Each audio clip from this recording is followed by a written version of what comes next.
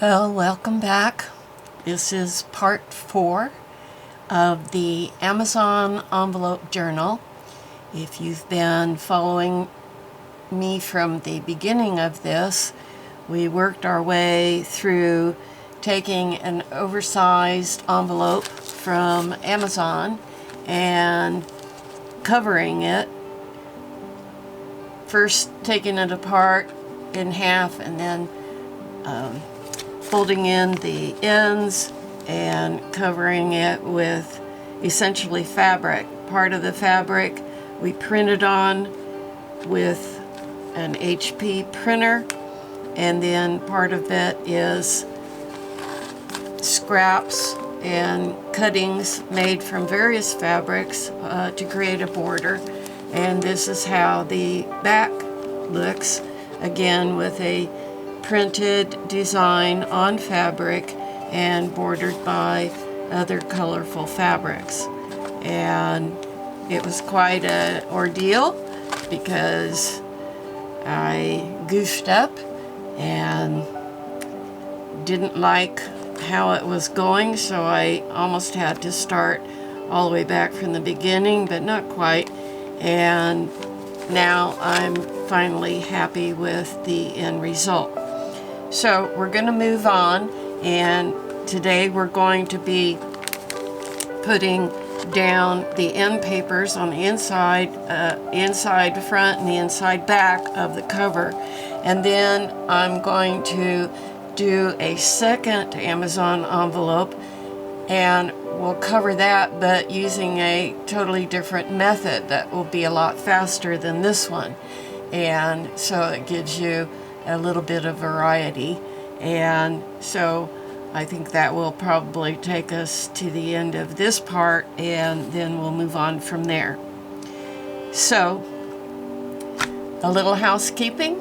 If you're looking for some digital products to help you with your different projects, please visit my Etsy shop.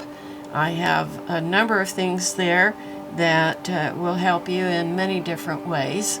And of course, if you like and value the content that I'm bringing to you, please like and subscribe. Hit the notification bell so you know when I upload a new video. And please comment. I'm not hearing from very many people thus far. I know I'm brand new, but I would love to hear from you, what you think, suggestions, and questions, whatever you want to do. So I browsed through my stash of scrapbook paper because I needed to find something that was at least 12 inches high. This is not quite 12, but it certainly is bigger than 8.5 by 11. And so I've pre-cut this to go on the left side, and then we're going to affix this to the right side. And I didn't want to put paper across the gutter or spine, whatever you want to call it. So we're going to come back in at the end and put down some of the same muslin fabric that we used on the front, and that will hopefully finish that off nicely for us. So let's get started with getting our glue down. I'm going to put it on this sheet.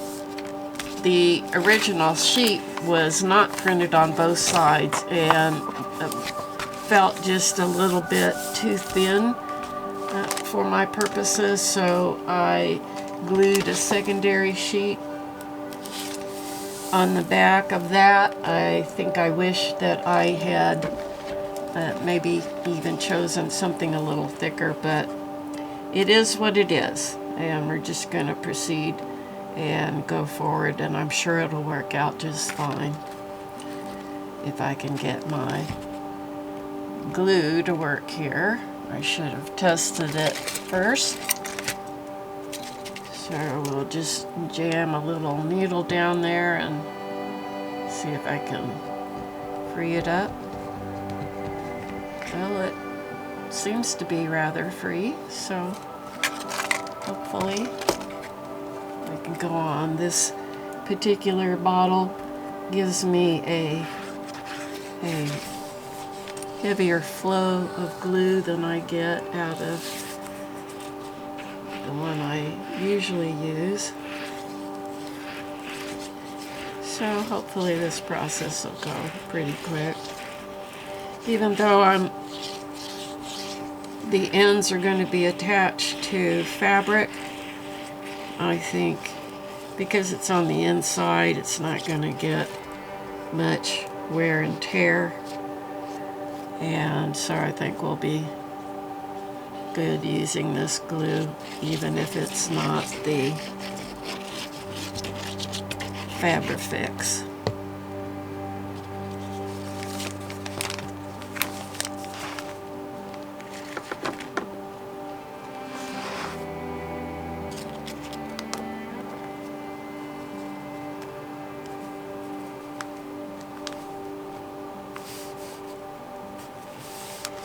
And I'm just positioning that so I have about 1/8 of an inch showing of the fabric all the way around.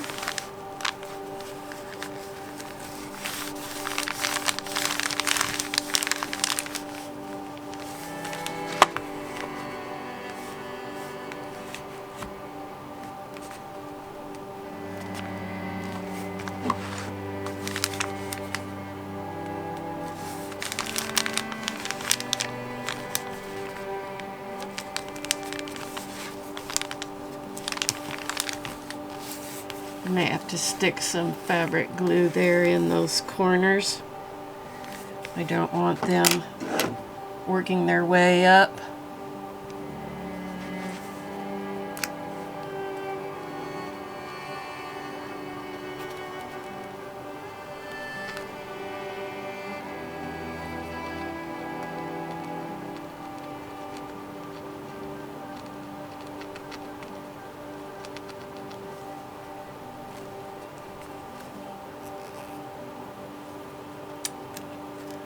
My glues are not cooperating too well today. Come on.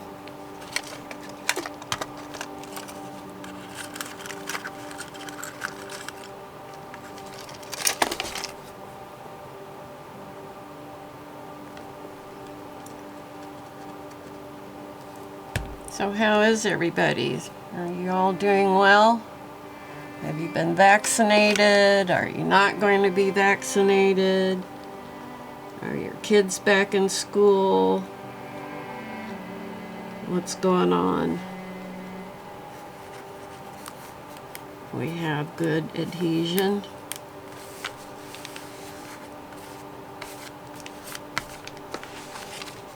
And now moving on to the other side.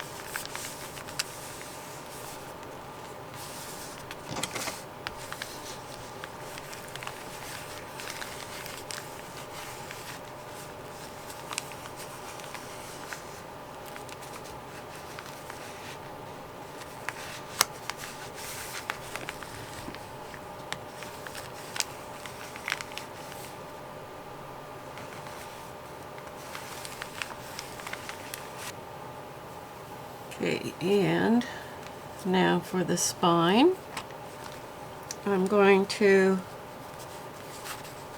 have this a little longer or taller, as the case may be, than the journal cover itself, because I like the frayed ends of it kind of sticking up.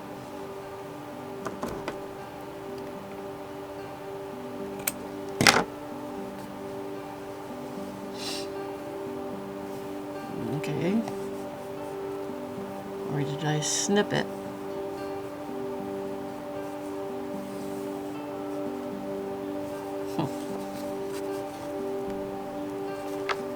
There it is.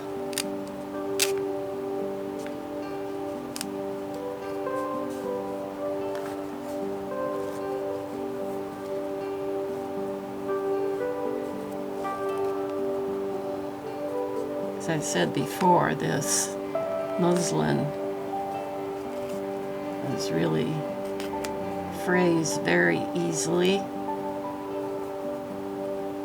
which is great when you want it to do that, and a bit of a headache if you don't.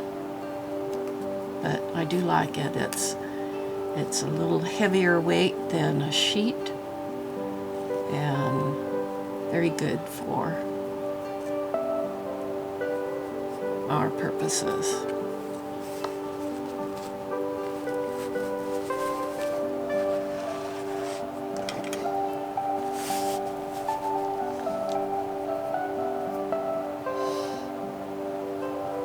I'm thinking maybe I'd like to tone the color down a little bit. Even though it's not going to show that much, I think I really don't want the attention being grabbed by the spine.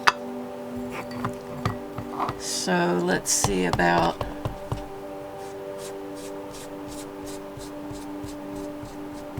kind of toning it down a little bit.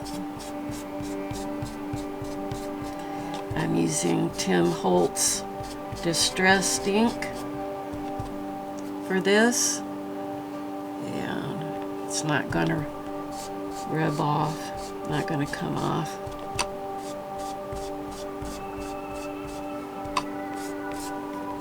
And we'll just kind of darken it up a little bit.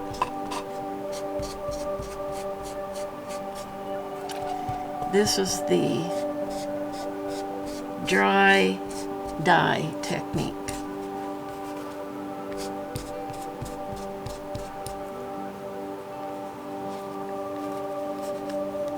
And you see now it doesn't jump out at you quite as much. So it'd be nice if it was a little bit warmer brown to blend better with the papers there, but I still think I don't know, maybe I should stay with the natural color of the muslin, because I've got a warm brown here, and this looks very cool in comparison, and it just doesn't feel very good to me. So maybe we'll just turn it over and stick with the natural after all. But you don't know these things unless you try them out.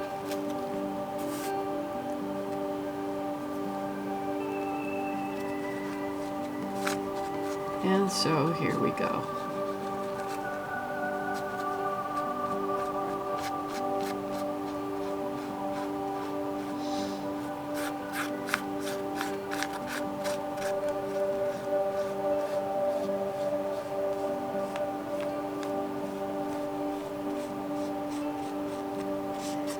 My muslin is approximately 1 inch wide, in case you were wondering.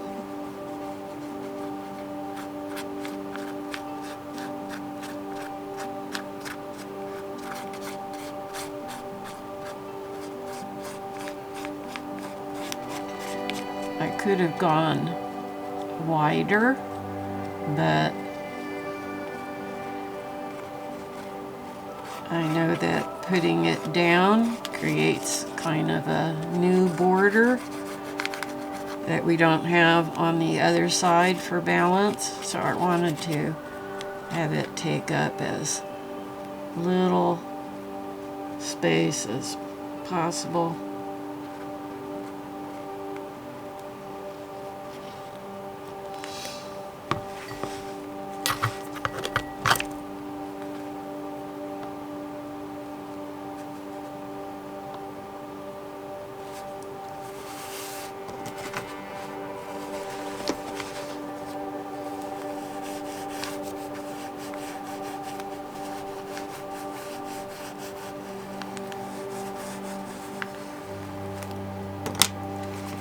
And there we go.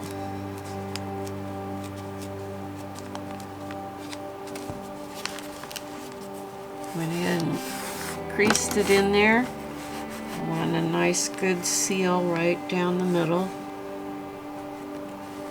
And then I'm going to leave it open to dry. So that completes the cover of the first journal I'll be doing. And so now let's jump to the second one and a little faster method.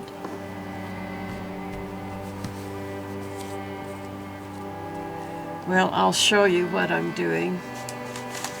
Going to be doing on this one. Here's the envelope from Amazon, and you'll see my fabric is, I wound up sewing two pieces together, and I'm okay with this design overlapping and coming onto the back and giving me a kind of a asymmetrical design in the back. And so that's approximately where the envelope will wind up. And so I guess I could go ahead and do some cutting. The top fabric is 100% cotton. It is very lightweight, a little too lightweight for me, and so I cut off a piece of muslin that I'm going to sew onto the back. And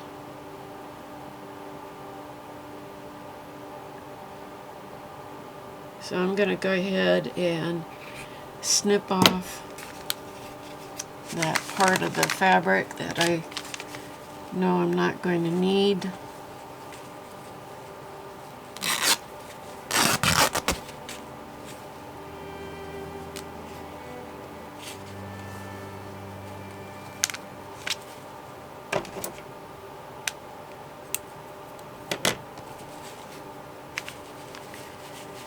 And then I'll do the same with the piece of muslin.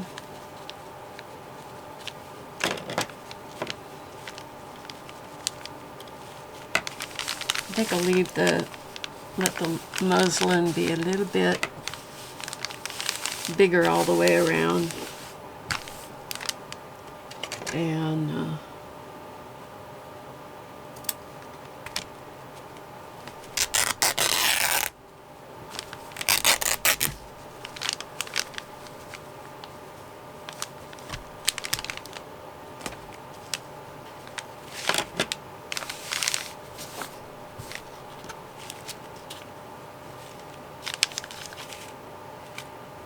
so now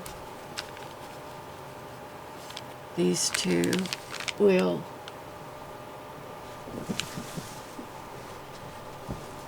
dropped something on the floor. Well, I'm going to have to take a break here. My time for this clip is almost up anyway, and so I'll take a brief pause so I can find my focal point that I lost. And I'll be right back. Okay, I'm back. What I did off camera was I pinned my cotton top fabric to the muslin, and then I went to the sewing machine and I sewed all the way around and then down the middle, just a single stitch. And so now I feel comfortable enough to go ahead and adhere this to the envelope, and I just need to decide, do I want to hand stitch this to the fabric first and hand stitch this one so I get that more homemade look. This one is going to have a, well, they both might eventually have a bit of humor attached to them. I just love this old guy sitting here and thinking. And so, what to do? Decisions. I'm not that great at sewing, by hand. Obviously, it'll take a lot longer. I'm not going to bore you with watching me do that. But I think I do like the idea of sewing this to the fabric, and so I'm going to have to do that first before I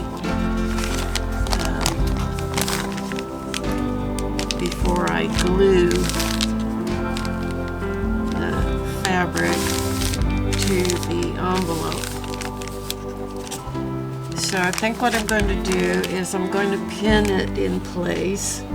I do not want to make the mistake I made last time and get my pieces off center like I did. So I'm going to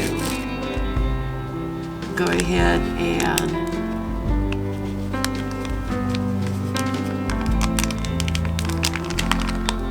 I'll use these big straight pins. I can make sure I'm reasonably centered on the fabric from the back side.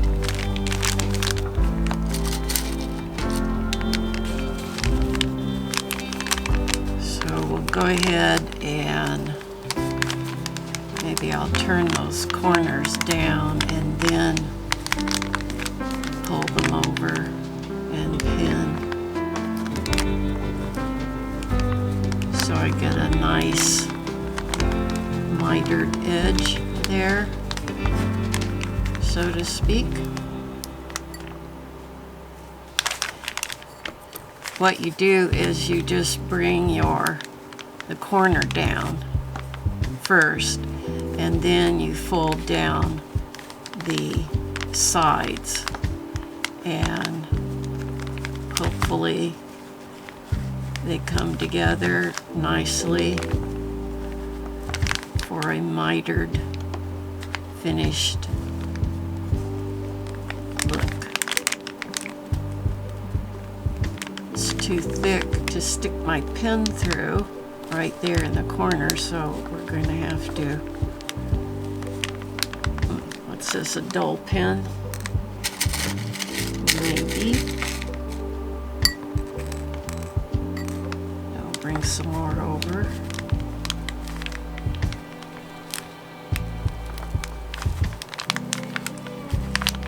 I guess when you fold over the packaging, of course, the corners are fatter.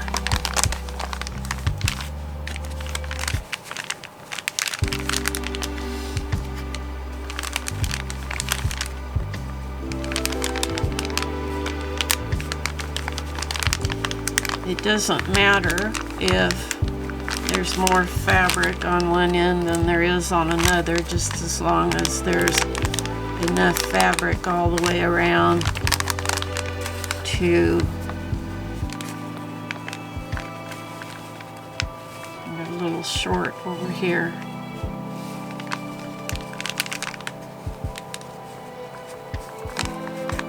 I think we're just gonna make it.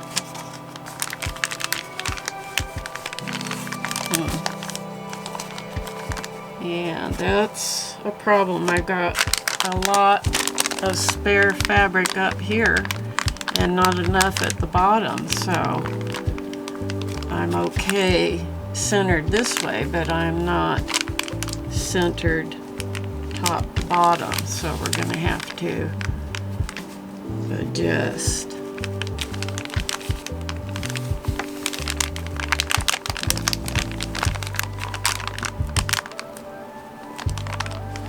It's just me trying to think ahead of, well, I might need a bigger piece for another project, which of course may never happen. Another project where I would use this same fabric. I tend not to repeat what I've done before, so I shouldn't be so stingy and give myself a lot more to work with. Let that be a lesson to us all. Give yourself a generous portion. Ouch.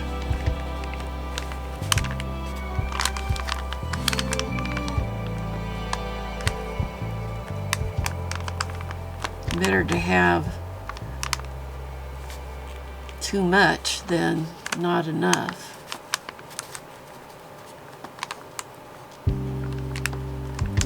This one I'm not going to try to go through the...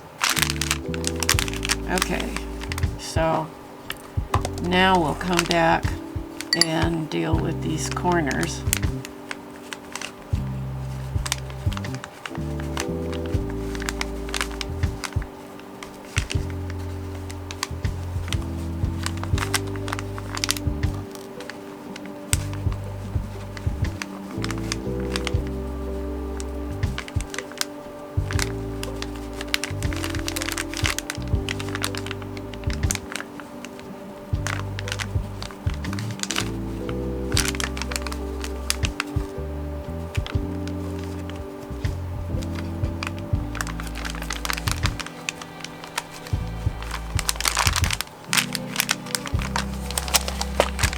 This way also we'll make sure that when we go to fold the cover that there's enough give in the fabric to do that, but not so much that we wind up with a buckling issue. We don't want that, but we want to also be able to fold it easily. Oh, one more corner. So pull that down and then bring over the side.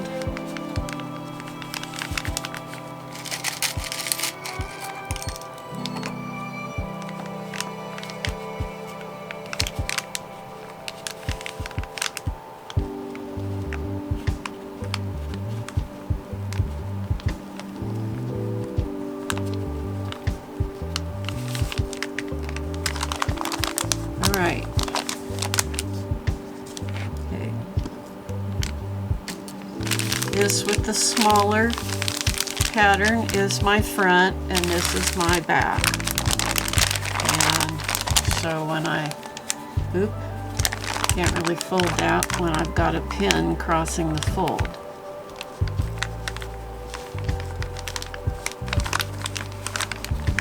Same thing going on over here. I'm going to move my pen down.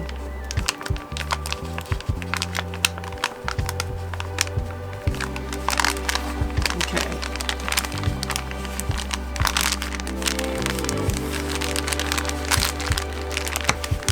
So that's what it'll look like on the front, and then we have this crossover on the back.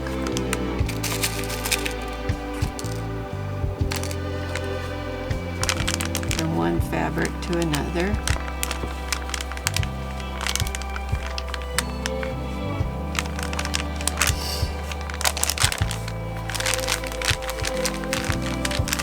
Okay. And then we will sew this on this side, positioning it as always a little above center.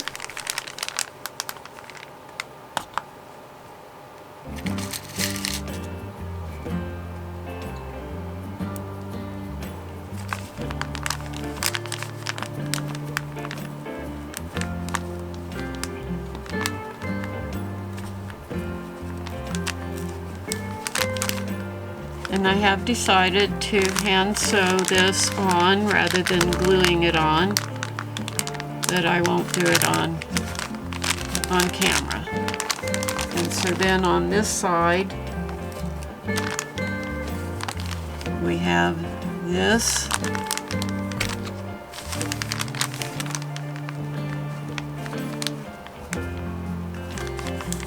Positioning it a little above center, vertically.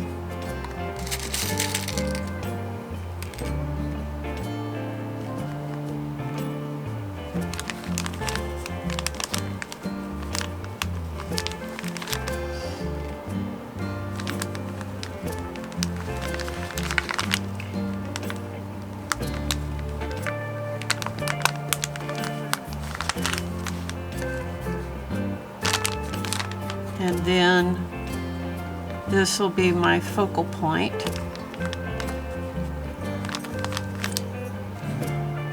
And I will probably slip stitch that around by hand, and that will probably pretty much be it. I've got a very busy pattern in the background. We're quite busy on the foreground, even though it's muted. It is still pretty busy, and so we already got a focal point back here, and I don't want to do anything that would take away from that. That's what we're doing, and I'm going to that'll be it for this particular version, and so please stay with me. This is part 4, and so part 5 we will start on the journal itself, because I'll have this done, the other one is done, and I will, instead of doing the first one I folded, which was different from what I did on camera, I'm going to decorate the one that I did on camera, so that if anybody's following along and doing exactly what I did, I'll be working on in the same construction. The construction of what I work on will be the same as what I showed on camera. And so, with that said, if you find this content of value and you're learning something, or just enjoying watching me make something or crafting along with me, please give the video a like and a share. That helps support the channel, makes the algorithm send it out to more subscribers, and maybe possibly rank a little better, and that would really help the channel. So I would really appreciate, and I do make that request of you, and comment and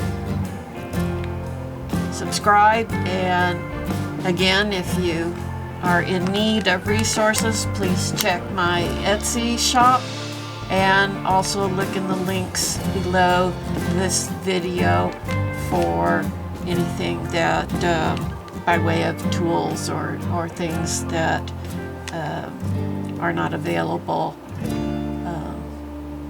directly from me. So thank you for your faithfulness in watching this long, and I appreciate it. And I will see you in part 5. And so this is Miss Darling calling this a wrap.